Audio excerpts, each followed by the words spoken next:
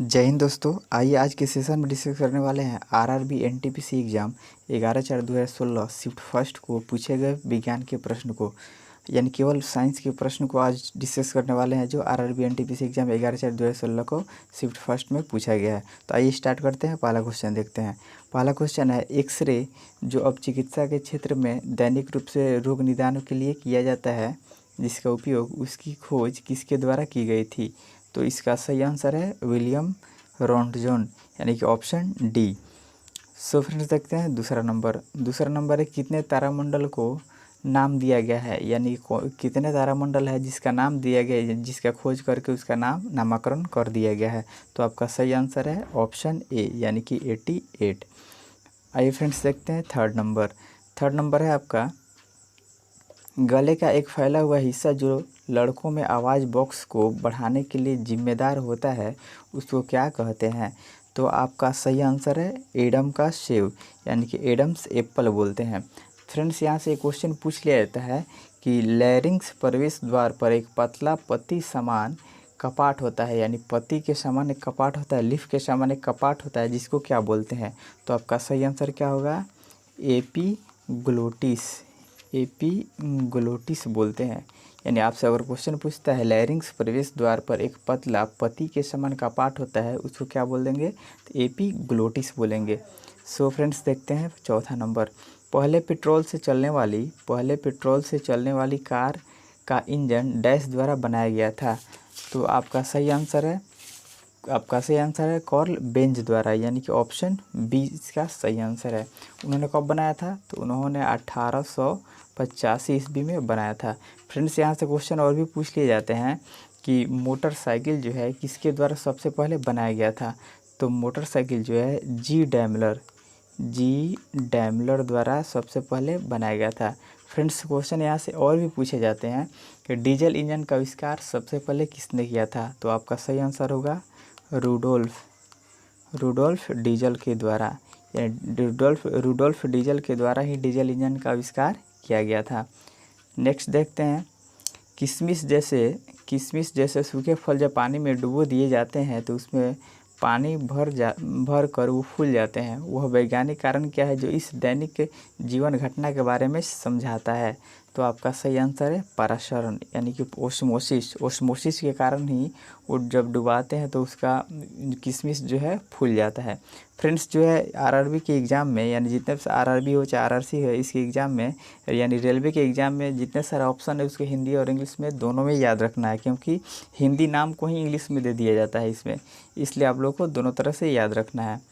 Next देखते हैं छठा नंबर है आपका, मध्यवर्ती तरल अवस्था से गुजरे बिना एक पदार्थ का ठोस अवस्था से गैस अवस्था में परिवर्तन क्या कहलाता है? तो इसका सही आंसर है ऊर्ध्वपातन, यानी ऊर्ध्वपातन, इसको सब्लिमेशन इंग्लिश में बोलते हैं। सब्लिमेशन एक ऐसी प्रक्रिया है जो ठोस को गर्म करने पर बिना द्रव अवस्था में परिवर्तित हुए ही गैस अवस्था में परिवर्तित हो जाता है, और गैस अवस्था को ठंडा करने पर बिना द्रव अवस्था में आए ही ठोस अवस्था में आ जाता है, यानी उसको क्या बोलते हैं? ऊर्ध्वपातन बोलते हैं।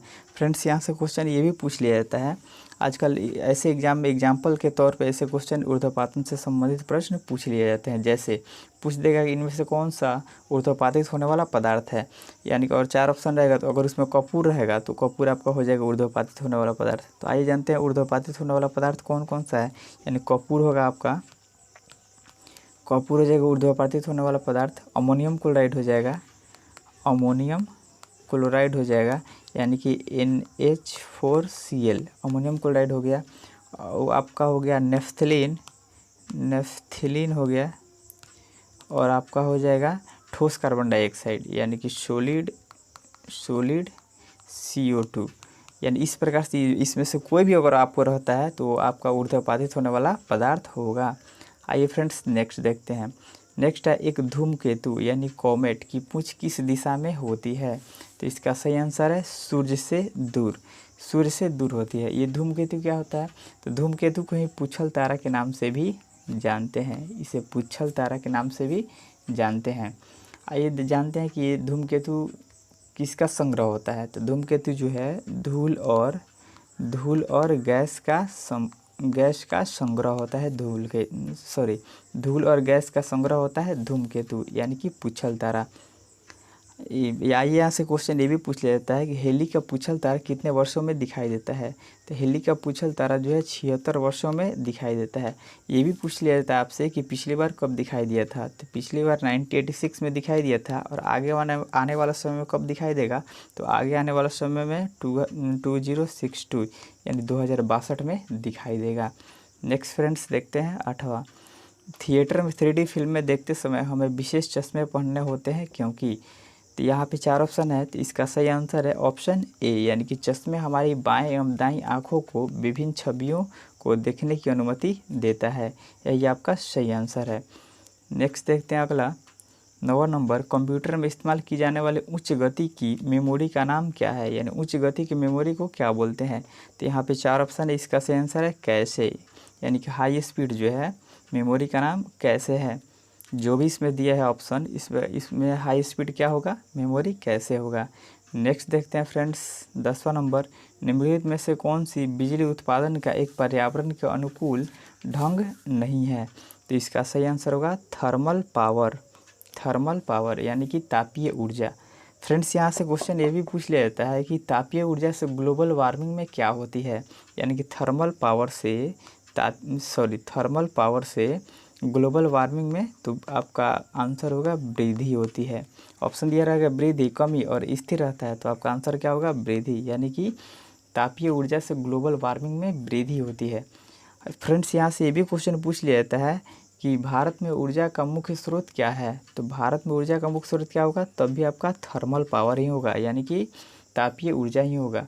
फ्रेंड्स यहाँ से एक और क्वेश्चन पूछ लिया जाता है कि जीवाश्म ऊर्जा से क्या उत्पन्न होता है। तो जीवाश्म ऊर्जा जो है, तो जीवाश्म ऊर्जा से आपको CO2 गैस उत्पन्न होता है, यानी कि कार्बन डाइऑक्साइड गैस उत्पन्न होता है। नेक्स्ट देखते हैं, गर्भ निरोधक गोलियों में डैश शामिल होता है। तो इसका सही आंसर है प्रोजेस्टेरॉन और एस्ट्रोजन का गौण मिश्रण होता है, यानी कि दोनों का मिश्रण होता है। आइए जानते हैं प्रोजेस्टेरॉन क्या होता है और एस्ट्रोजन क्या होता है। तो ये जो आपका प्रोजेस्टेरॉन है ये क्या करता है, प्रोजेस्टेरॉन जो है हार्मोन पुरुषों का लैंगिक क्षमता या यौन आकर्षण को प्रेरित करता है, जबकि एस्ट्रोजन क्या होता है, ये एस्ट्रोजन जो होता है स्त्री हार्मोन का अंडवाहिनी के परिवर्धन और स्तन वृद्धि को प्रेरित करता है, यानी ये दोनों अलग अलग है। आइए देखते हैं, इसी से रिलेटेड क्वेश्चन और भी पूछ लिया जाता है कि जो गर्भ निरोधक गोली है इसकी खोजकर्ता कौन है। तो गर्भ निरोधक गोली के खोजकर्ता आपका कौन है, पिनकस है। फ्रेंड्स यहाँ से और भी क्वेश्चन पूछ लिया जाता है कि जो गर्भ निरोधक गोली है ये मतलब कि एक अनचाहा गर्भ को रोकने के लिए इसका प्रयोग किया जाता है। अनचाहा गर्भ को रोकने के लिए इसका प्रयोग किया जाता है। यहाँ से क्वेश्चन पूछ लिया जाता है कि परिवार नियोजन कार्यक्रम विश्व का पहला कौन सा देश है जहाँ जो परिवार नियोजन कार्यक्रम चलाने वाला पहला देश बना। तो आपका सही आंसर होगा भारत होगा। फ्रेंड्स देखते हैं अगला 12 नंबर, सबसे प्रचुर मात्रा में दुर्लभ गैस कौन सी है। तो यहाँ पे 4 ऑप्शन दिया गया, तो इसका सही आंसर होगा आर्गन, यानी कि आर्गन जिसकी परमाणु संख्या जिसका संकेत AR होता है और परमाणु संख्या सब जानते हैं। यहाँ देखिए दुर्लभ गैस कितनी होती है, दुर्लभ गैस टोटल आपका 7 होता है। आइए बारी बारी से सबके बारे में आपको बताते हैं। ये जो है पहला हीलियम का संकेत He होता है, परमाणु संख्या 2 होता है। उसके बाद है नियोन का संकेत Ne होता है और परमाणु संख्या 10 होता है। उसके बाद है ऑर्गन का संकेत AR होता है और परमाणु संख्या कितनी होती है, 18। उसके बाद है क्रिप्टॉन का संकेत Kr होता है और परमाणु संख्या कितनी होती है, 36। उसके बाद है जेनॉन का संकेत Xe होता है और इसकी परमाणु संख्या कितनी होती है, 54। जेनॉन के बाद है रेडॉन का संकेत Rn होता है और परमाणु संख्या 86 होता है। रेडॉन के बाद है ओगैसन का संकेत क्या होता है, तो ओगैसन का संकेत Og होता है और इसके परमाणु संख्या 118 होती है। फ्रेंड्स यहाँ से एक और क्वेश्चन पूछ लिया जाता है कि वायुमंडल में कौन सी ऐसी नोबेल गैस है यानी दुर्लभ गैस है जो कि नहीं पाई जाती है। तो आपका आंसर कौन सा होगा, रेडॉन। ये बहुत सारे एग्जाम में पूछा गया है। फ्रेंड्स, आपको वीडियो ये कैसा लगा ज़रूर कमेंट बॉक्स में बताइएगा। अगर आपको अच्छा लगे तो लाइक शेयर सब्सक्राइब जरूर करें। जय हिंद दोस्तों।